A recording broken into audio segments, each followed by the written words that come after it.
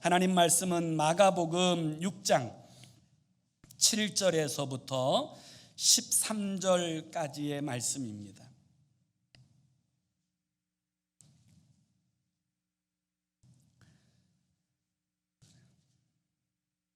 마가복음 6장 7절에서부터 13절까지 말씀, 우리 다 같이 함께 같이 읽습니다. 시작.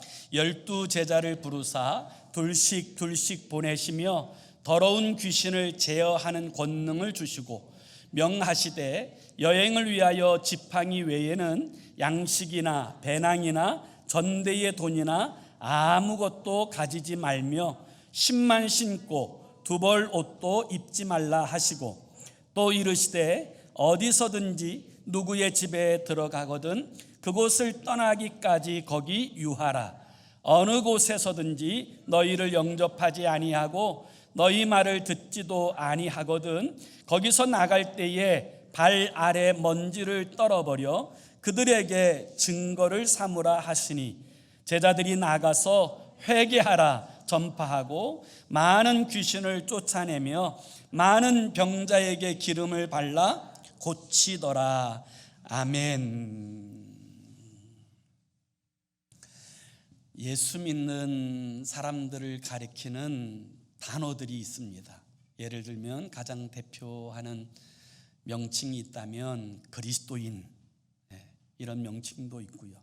또 혹은 신자, 성도, 또 영광스러운 하나님의 자녀, 심지어는 천국 시민, 이런 명칭들이 이 예수 믿는 사람들을 가리키는 명칭이지요.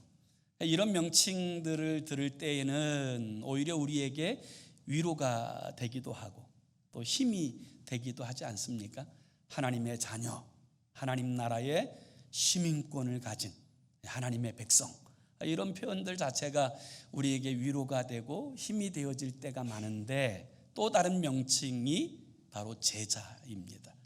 근데 이 제자라는 이 명칭을 우리가 붙이고 들을 때 되면 힘이 나기보다는 좀 부담스럽고 그런 느낌을 갖게 되어지는 것을 볼 수 있습니다. 예수 믿기만 하면 되지 꼭 제자가 되어야 되나? 이런 생각을 가질 수도 있고요. 하나님의 자녀, 천국 시민, 성도, 이런 명칭을 들으면 힘이 나는 이유는 이런 명칭들이 가지고 있는 그 모습이 하나님의 은혜와 혜택을 보여주는 명칭이기 때문에 그렇습니다. 그런데 반대로 제자라고 하는 이 명칭은 어떤 혜택이나 은혜를 가리키는 명칭보다는 뭔가 의무감을 나타내야 될 그런 명칭이기 때문에 그런 명칭을 들으면 왠지 부담스럽고 뭔가 좀 덤택이 있은 것 같고 꼭 예수만 믿으면 되지 꼭 제자까지 돼야 되나, 이런 생각을 하시는 분들이 있습니다. 실제로 예수님의 공생의 사역 가운데서는 수많은 사람들이 예수님을 따랐습니다. 그런데 예수님은 그 많은 사람들을 두 부류로 말씀하세요. 하나는 무리라고 말씀하시고 또 한 부류의 사람들을 제자라고 이야기합니다. 분명히 그들은 다 주님을 따르는 사람들인데 왜 주님은 무리와 제자로 구분하였을까요? 이 무리와 제자의 다른 점은 무리와 제자의 예수님을 따르는 동기가 다릅니다. 무리가 예수님을 따르는 동기는 자신의 이익 때문입니다. 자신의 유익이 되어지기 때문에 주님을 따르는 것이지요. 그래서 자신에게 유익이 된다고 하면 좀 힘들어도 열심히 따라갑니다. 그러나 유익이 되지 않는다면 얼마든지 돌아설 수 있는 사람들, 그들이 무리이지요.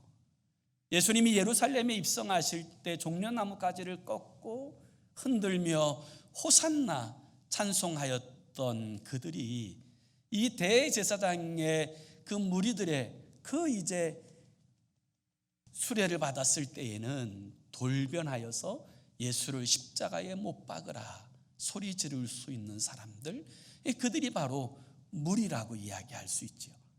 반면에 제자들이 예수님을 따르는 동기는 무엇을 얻기 위해서가 아니라 주님을 닮기 위해서, 또 주님과 함께하기 위해서, 또 그리고 그 주님과 함께하는 그 삶을 위하여 희생하는 것, 그것이 이 제자의 모습인 것을 우리는 알 수가 있습니다. 어느 날 한 부자 청년이자 관한 한 사람이 예수님 앞에 나와 그 발 아래에 엎드립니다. 젊은 청년인데다가 그는 굉장한 권세를 가진 관원이었습니다. 그리고 심지어 거기에 부자였습니다. 모든 것을 다 갖추어서 조금도 부족함이 없을 것 같은 그 젊은 청년이 예수님의 발 앞에 엎드려서 이렇게 요구합니다. 영생을 어떻게 해야 얻을 수 있습니까? 그때 주님께서는 이 젊은 청년 관원에게 이렇게 말씀하십니다. 주의 말씀을 지키라. 그러자 이 젊은 청년이 내가 어렸을 때부터 주의 말씀을 지켜왔습니다. 그때 주님께서는 이 젊은 청년의 본질을 보시고 이렇게 말씀하십니다. 내 소유를 다 팔아 가난한 자들에게 주고 너는 나를 따르라. 그러자 이 젊은 청년 관원은 재산이 너무 많기 때문에 그 이야기를 듣고 근심하여 슬픈 기색을 띠고 돌아갔다. 성경은 그렇게 이야기합니다. 주님을 따르기는 원하지만 그렇다고 해서 자신의 삶을 희생하거나 바꾸는 것을 원하지 않는 사람들, 그들이 바로 무리이지요. 반면에 제자는 주님을 따르기 위하여 모든 것을 희생하는 사람을 이야기합니다. 그래서 예수님께서 제자를 부르시는 이 장면들이 묘사될 때마다 항상 등장하는 한 단어가 있는데, 모든 것을 다 버리고 예수를 따르니라, 이렇게 말씀하십니다. 베드로와 요한, 야고보와 그 안드레를 부르시는 그 자리에서도 주님께서 나를 따르라 말씀하시자 그들은 배와 부친을 버려두고 그물을 버려두고 예수를 따랐다고 이야기합니다. 세간에서 이 세리를 보는 마태를 부르실 때에도 그는 모든 것을 버리고 주님을 따랐다라고 그렇게 이야기하는 것입니다. 주님을 따르는 이 제자들은 주님을 따르기 위하여서 모든 것을 내려놓고 희생하고 그리고 주님을 따라갑니다. 주님을 본받습니다. 그리고 주님을 닮아가게 되어지는 것이지요. 사랑하는 성도 여러분, 오늘 우리는 우리 주님께로부터 무리가 아니라 제자로 부름받았습니다. 성경에 예수 믿는 사람들을 가리키는 여러 명칭 중에 그리스도인이라고 하는 이 명칭은 성경에 불과 3번밖에 등장하지 않습니다. 반면에 제자라고 하는 이 명칭은 성경에 무려 297회나 등장합니다. 거의 100배 가까운 수치만큼 더 많이 등장하는 이유는 주님께서 저와 여러분들을 무리가 아니라 제자로 부르시기 때문입니다. 오늘 우리가 읽은 이 본문의 말씀의 내용은 그러면 제자로 부른 사람들은 어떻게 살아야 되느냐를 보여주는 한 단면을 보여주는 말씀이라고 이야기할 수 있습니다. 제자의 삶은 어떠해야 합니까? 오늘 성경은 첫 번째로 보냄받은 존재로 사는 것, 그것이 바로 제자의 삶이라고 말씀하고 있습니다. 오늘 본문 7절, 이렇게 시작되는 7절의 말씀을 우리 한번 같이 읽어볼까요? 7절 함께 읽습니다. 시작. 12 제자를 부르사 둘씩 보내시며 더러운 귀신을 제어하는 권능을 주시고. 여기 7절에 아주 중요한 2가지 단어가 등장해요. 하나는 뭐냐면 부르셨다라고 하는 단어예요. 주님이 제자를 부르셨어요. 주님께서 저와 여러분을 부르신 줄로 믿습니다. 창세전부터 계획하신 이 놀라운 구원과 그 은혜와 축복을 주시기 위하여 저와 여러분을 부르신 줄로 믿습니다. 이게 부르심이에요. 그리고 두 번째 우리가 기억할 단어가 뭐냐면 보내셨다라고 하는 단어예요. 주님이 왜 부르셨나? 그것은 우리 주님의 은혜를 힘입고 살 뿐만 아니라 주님께서 보내시는 삶의 자리에 들어가서 그 가정을, 그 삶의 자리를 복되게 하시기 위하여 우리를 보내시는 줄로 믿습니다. 그게 제자의 모습이에요. 하나님께서 아브라함을 부르시는 이야기가 성경에 등장하는데요. 하나님은 아브라함을 부르실 때 너는 본토 친척 아비집을 떠나 내가 내게 지시하는 땅으로 가라 이렇게 부르셨어요. 그래서 이 아브라함은 그 모든 것을 다 버려두고 하나님의 약속의 말씀을 붙들고 이제 순종하여 나아갑니다. 그때 하나님께서 아브라함을 부르신 목적이 뭐예요? 첫 번째는 아브라함으로 하여금 복의 근원이 되게 하시는 것. 그게 부르심의 목적이에요. 하나님의 놀라운 계획이 아브라함을 통하여 성취되어짐을 나타내는 이 복의 근원 삼는 것, 이게 하나님이 아브라함을 부르시는 목적이에요. 그리고 거기서 멈추는 게 아니에요. 이 부르신 더 본질적 목적은 그로 하여금 모든 민족이 복을 받게 하는 것, 이게 아브라함을 부르시는 목적인 줄로 믿습니다. 저와 여러분도 동일해요. 하나님께서 우리를 부르시는 목적은 하나님의 놀라운 은혜와 복을 누리는 복된 인생으로 살게 하시기 위하여 부르십니다. 그리고 동시에 부른 사람들을 세상에 보내세요. 가정에, 직장에, 삶의 자리에 보내어서 우리 주님께서 우리에게 행하신 일들을 전하게 하시고 그 사랑을 나타내게 하시고 거룩한 선한 영향력을 그 땅 가운데 이루어 가도록 하시는 것, 그것이 바로 저와 여러분을 부르신 하나님의 목적인 줄로 믿습니다. 그래서 성경은 그리스도 예수의 사람들에 대하여 세상적 어떤 존재가 되어야 된다고 말씀하십니까? 너희는 세상의 빛이다. 그리고 세상의 소금이다. 이렇게 말씀하세요. 빛이다라고 말씀하시는 것이 아니에요. 우리가 정말 우리 주 예수 그리스도를 나의 주인으로 영접하고 그분의 통치 아래에 살아가게 될 때 우리는 빛입니다. 이 빛은 어둠 가운데 있을 때 그 존재가 더 확연하게 드러나요. 너희는 세상의 소금이다. 이 소금은 변질된 곳에 들어갈 때 그 존재 가치를 나타내게 되는 것입니다. 주님이 우리를 부르셨어요. 무리로 부르시는 것이 아니라 한 사람 한 사람 진실로 주님을 따르는 제자로 부르십니다. 그리고 주님이 우리를 세상으로 보내세요. 너희는 가라. 세상 가운데로 들어가라고 말씀하세요. 여러분, 우리가 그 사명이 있는 존재인 것을 기억하고 사는 삶, 이것이 바로 제자의 삶이에요. 제가 어떤 글에 보니까 재밌는 이야기가 있더라고요. 아기 사자가 아빠 사자에게 이렇게 질문해요. 아빠, 왜 우리에게는 이 엄청난 그냥 그 아름답고 그 엄청난 힘이 있는 거예요? 그때 아빠 사자가 이렇게 이야기해요. 그것은 동물의 왕으로서의 그 능력을 나타내기 위해서다. 왜 우리 등 뒤에는 이 아름다운 갈채가 있어요? 그것은 우리에게 주는 위엄이지, 어느 누구도 함부로 덤비지 못하도록 하는 그 위엄이 있는 것이다.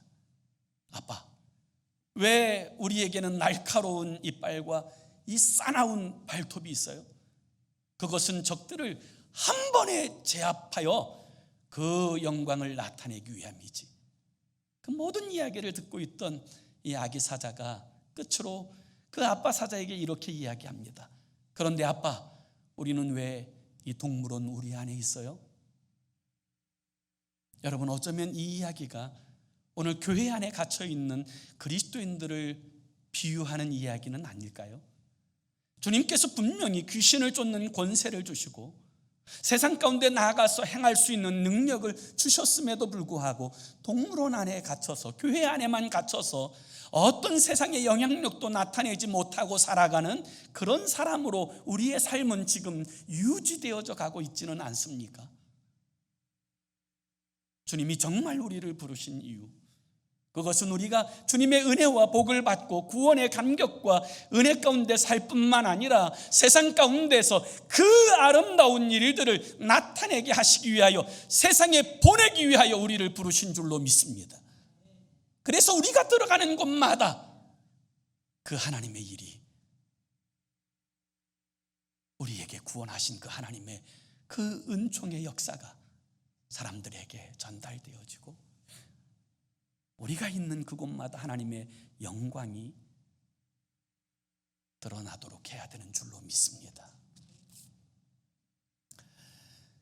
남미를 여행하다 보면 이 남미 여러 나라에 한 사람의 동상이 진짜 많이 세워져 있는 것을 보게 될 것입니다. 그 사람의 이름이 볼리바르라고 하는 사람의 동상이에요.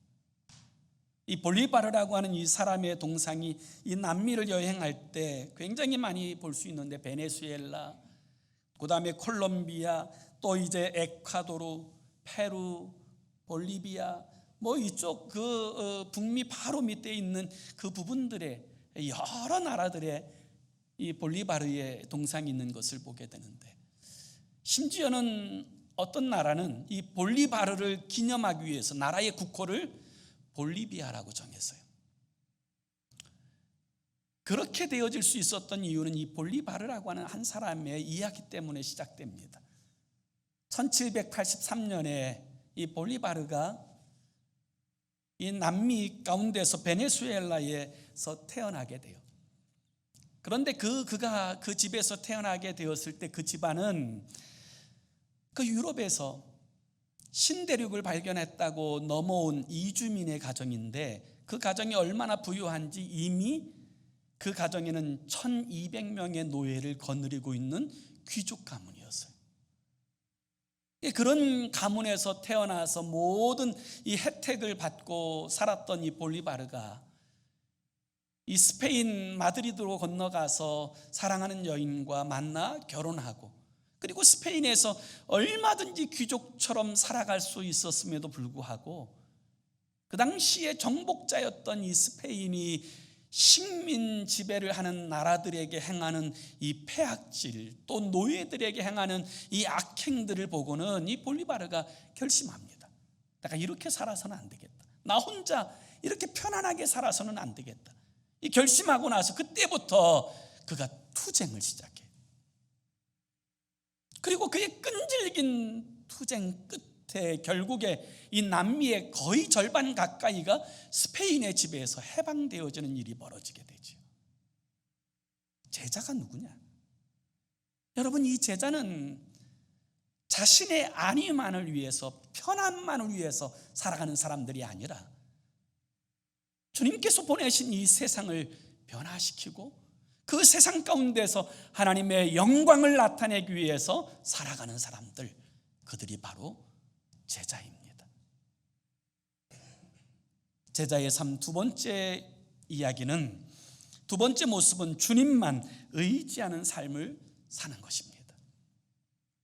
세상 다른 것들을 의지하지 않고 오직 주님만 의지하는 것, 그것이 바로 제자의 삶을 보여주는 것인데, 우리 한번 오늘 본문 7절과 8절 이 부분도 같이 8절과 9절 우리 한번 같이 읽습니다. 8절 9절 시작. 명하시되 여행을 위하여 지팡이 외에는 양식이나 배낭이나 전대의 돈이나 아무것도 가지지 말며 신만 신고 두벌옷도 입지 말라 하시고.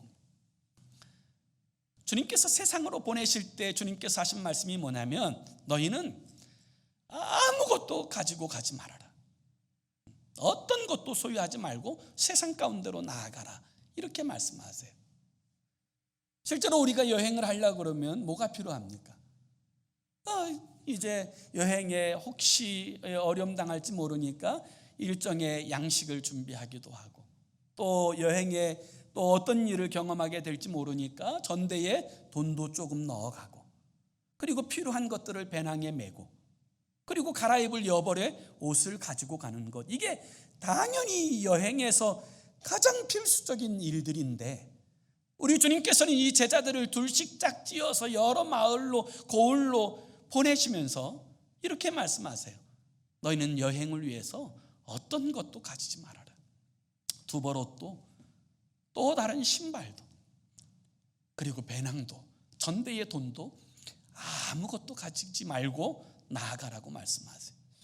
여러분, 이 말씀이 가지고 있는 의도가 예수 믿는 사람들은 지질이 가난하게 살아야 된다는 뜻입니까? 아니에요. 여기서 말씀하시는 이 말씀의 내용은 소유에 관한 이야기가 아니라 신앙에 관한 이야기예요. 예수 믿는 사람들이 세상에 나아가게 될 때 우리의 소유를 가지고 나아가 세상 가운데 영향력을 나타내는 사람으로 사는 것이 아니라, 오직 주님만 의지하고 나아가게 될 때 주님으로부터 공급되어지는 능력으로 세상을 변화시키고 세상 가운데 선한 영향력을 나타내는 하나님의 사람이 되는 줄로 믿습니다. 그것이 주님의 뜻이에요. 주님을 따른다고 하는 거, 그것은 온전히 내가 부인되어져야 온전히 주님을 따를 수 있어요. 그래서 주님께서도 주님을 따라오려고 하는 제자들에게 이렇게 말씀하세요. 마태복음 16장 24절에 보면 이렇게 말씀하세요. 이에 예수께서 제자들에게 이르시되 누구든지 나를 따라오려거든 자기를 부인하고 자기 십자가를 지고 나를 따를 것이니라. 대개 사람들은 자신이 많이 가진 것을 의지합니다. 돈이 많은 사람들은 돈을 의지하고, 머리가 좋은 사람들은 자기의 꾀를 의지하고, 기술이 있는 사람들은 기술을 의지하고, 부모가 괜찮으면 부모를 의지하고. 그러나 진짜 제자는 세상적인 것들을 의지하고 살아가는 사람들이 아니라 오직 주님만 의지하고 살아가는 사람들, 그들이 제자예요. 그리고 그러기 위해서는 내가 부인되어져야 돼요. 내가 죽어야 돼요. 그래야 온전히 주님을 따라갈 수 있어요. 주님께서도 그 십자가 지시기 전에, 여러분, 예수님께서 기도하신 기도를 아십니까? 그 기도가 바로 자신을 부인하는 기도예요. 아버지여, 할 수 있거든 이 잔을 내게서 지나가게 하옵소서. 그러나 나의 원대로 마옵시고 아버지의 원대로 되기를 원하나이다. 주님도 그것이 쉽지 않아서 땀방울이 핏방울이 되어질 정도로 그렇게 기도하셨어요. 바울은 주님을 따르기 위하여 자신이 그동안 가치 있게 여겼던 그 모든 것을 배설물처럼 여기고, 심지어는 나는 날마다 나를 쳐서 복종시킬 뿐만 아니라 나는 날마다 죽노라, 그렇게 말씀하셨어요. 그게 주님 따라가는 모습이에요. 예전에 살았던 삶의 방식을 내려놓고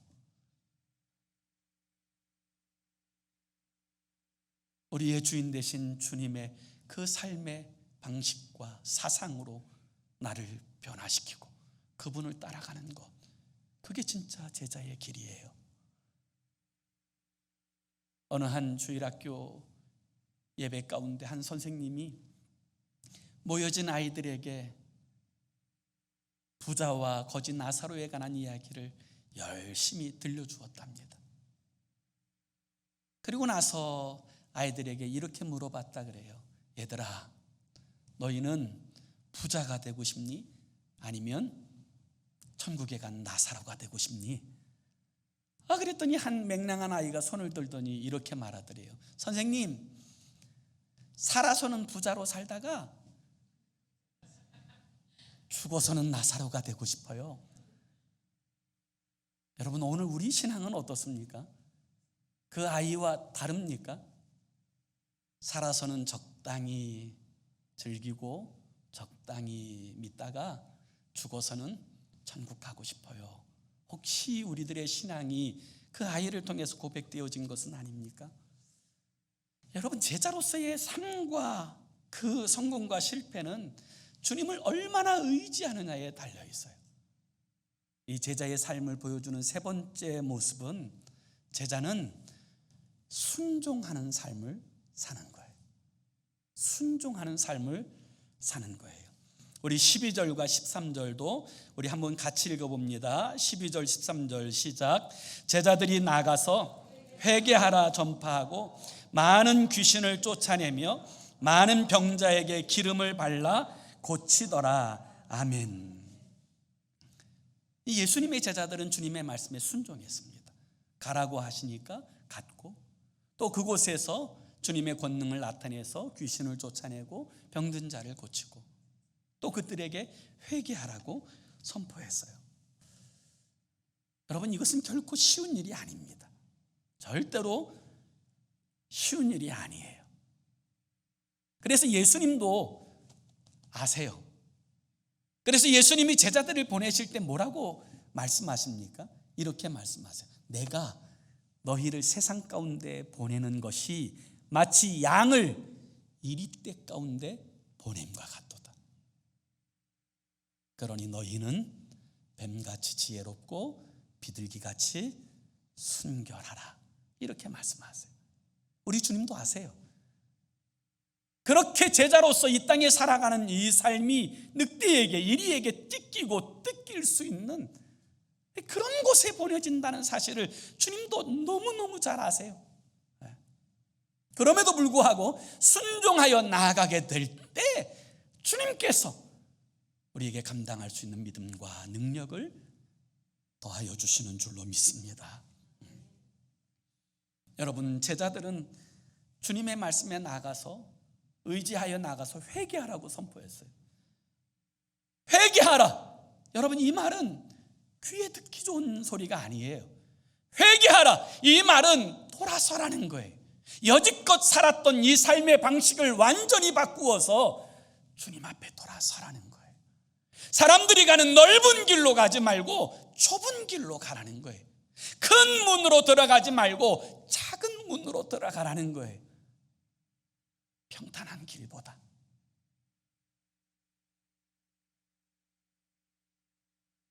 고난이 있는 줄 알면서도, 오해가 있고 아픔이 있는 줄 알면서도 그 핍박받는 그 길로 걸어가는 거, 그게 바로 제자의 길이죠.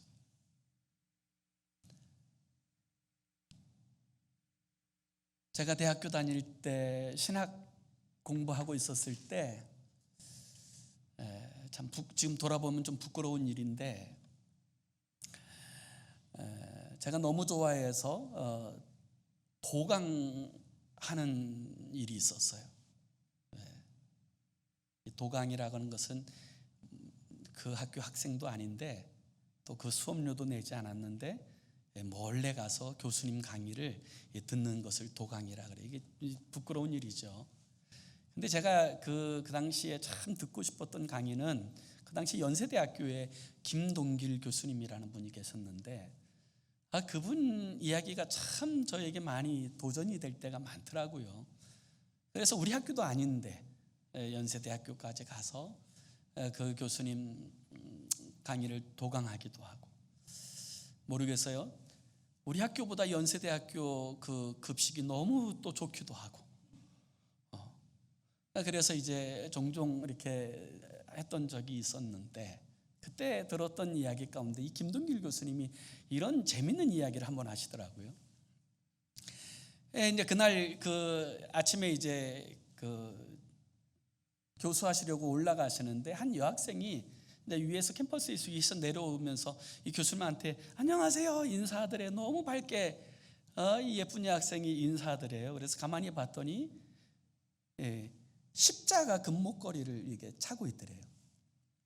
그래서 이 김동길 교수님이 좀 유머도 많으신 분인데 그 여학생 보고 그렇게 이야기했대요. 야, 십자가는 앞에 매다는 것이 아니고 짊어지고 가는 거야. 그렇게 이야기했다는 거예요. 그러자 그 여학생이 그 얘기를 듣고는 한다는 소리가, 교수님, 제가 뛰어가면 어떨 때는 그 십자가가 뒤에 가 있을 때도 있어요. 그렇게 이야기하더라는 거예요. 사랑하는 여러분, 어쩌다 한 번의 순종, 어쩌다 한 번의 희생으로 만족하지 말고 여러분, 제자의 길을 갑시다. 쉬운 일이 아니죠. 세상적으로 보면 결코 유쾌한 일이 아닙니다. 좁은 길 가는 거 만만한 일 아니지만 여러분, 우리가 제자의 길에 주님과 동행하기 위하여 그분과 함께 가고자 할 때, 그때부터 우리 주님이 우리의 마음에 역사하셔서 세상이 줄 수 없는 평안, 세상에서 맛볼 수 없는 기쁨을 누리게 하시고, 우리가 가는 곳곳마다 하나님의 뜻이 이루어지는 것을 보도록 역사하여 주실 줄로 믿습니다. 2023년 새해 무의미하게 지나갈 수도 있어요. 허무하게 옛날처럼 그렇게 지나갈 수도 있어요.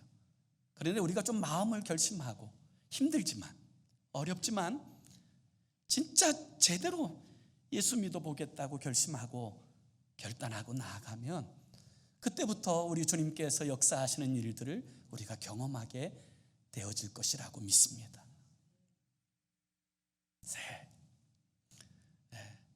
제자된 삶으로 나아갑시다. 넓은 길 말고 좀 좁은 길 갑시다. 신앙생활 편하게 할 생각하지 말고 좀 신앙생활 좀 어렵게 합시다. 예수 믿는 거 쉽게 믿으려고 하지 말고 조금 고달프게, 힘들게, 그것 때문에 사람들이 조롱하고 그것 때문에 사람들이 욕해도 오히려 기쁨으로, 영광으로 알고 여러분, 진실로 그리스도 예수를 닮아가는 제자의 길에 나아가는 저와 여러분의 삶이 되어질 수 있기를 예수의 이름으로 축원합니다. 기도합시다. 우리 함께 같이 기도하기 원하는데요, 이렇게 기도했으면 좋겠어요. 주님께서는 우리를 무리가 아니라 제자로 부르신다는 사실을 깨닫게 하셔서 제자의 삶으로 나아가는 우리가 되게 하여 주옵소서. 이렇게 기도했으면 좋겠어요. 무리도 주님을 따르지만 우리 주님의 마음은 무리 가운데 있지 않았어요. 진짜 주님과 동행하기 원하였던 제자들과 주님은 일평생 동고동락하였어요. 오늘 우리들의 신앙이 무리에 머물러 있는지 아니면 진짜 그리스도 예수의 제자의 삶으로 나아가고 있는지 돌아보게 하여 주셔서 아버지, 힘들더라도 예수 믿는 게 참 복잡하고 때로는 마음 아픈 일도 많고 그래도 적당히 믿지 않고 주님 제대로 믿고 제대로 신앙생활하는 우리의 삶이 되게 해달라고 우리 함께 같이 합심으로 기도하겠습니다. 살아계신 하나님 아버지, 우리 주님께서 우리에게 말씀하신 바는 좁은 길 가라는 것이지 넓은 길 가라는 것이 아닙니다. 주님과 함께 동행하라고 하는 것이지 세상과 함께 동행하라고 하는 것이 아닙니다. 아버지, 주님과 동행할 때 때로는 아버지 푸른 초장으로 쉬리만한 물가로도 나아가지만 때로는 아버지 사망의 음침한 골짜기 같은 곳을 지나갈 때도 있습니다. 아버지, 어느 곳에 가든지 주의 지팡이와 막대기가 우리를 안위하시고 주님께서 우리의 주 되셔서 우리를 이끌어 가신다는 사실을 신뢰하면서 아버지 믿음으로 행하여 살아가는 우리의 삶이 되게 하여 주시옵소서. 우리의 길, 아버지 사람들이 으쌰으쌰하는 그 길에만 머물러 있지 않게 하시고 때로는 고독한 길에, 아버지 때로는 광야와 같은 길에, 때로는 아버지 좁은 길에 협곡에 놓였을지라도 주님이 나의 주님 되시고 나의 하나님 되심을 인정하면서 아버지 주님과 동행하는 이 거룩한 영적 행보를 행하는 우리가 되게 하여 주시옵소서.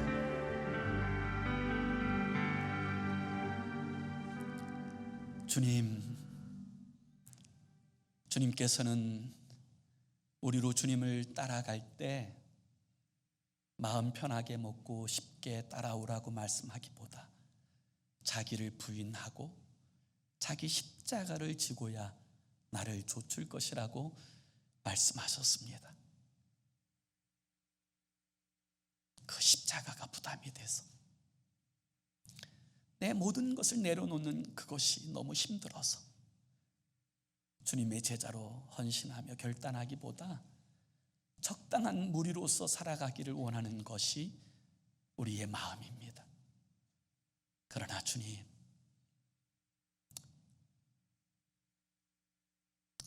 우리로 하여금 다시금 주님 앞에 결단하게 하여 주셔서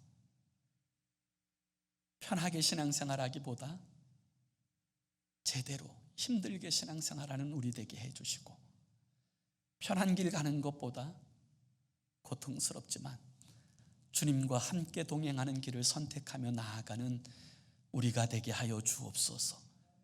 나 자신이 철저하게 부인되어지고 하나님만이 나의 주인 되심이 우리 가운데 온전히 고백되어질 때 우리는 비로소 그곳이 어떤 곳이든 우리 주님을 의지함으로, 우리 주님을 신뢰함으로 그 땅으로 나아가고 그 일들을 행하게 되어질 줄로 믿습니다. 내가 여지껏 의지하였던 것, 주인 삼았던 모든 것 내려놓고 오직 주님만 주인 되심을 인정하며 그 길에 행하는 우리가 되게 하여 주시옵소서. 예수 그리스도의 이름으로 기도 올리옵나이다. 아멘.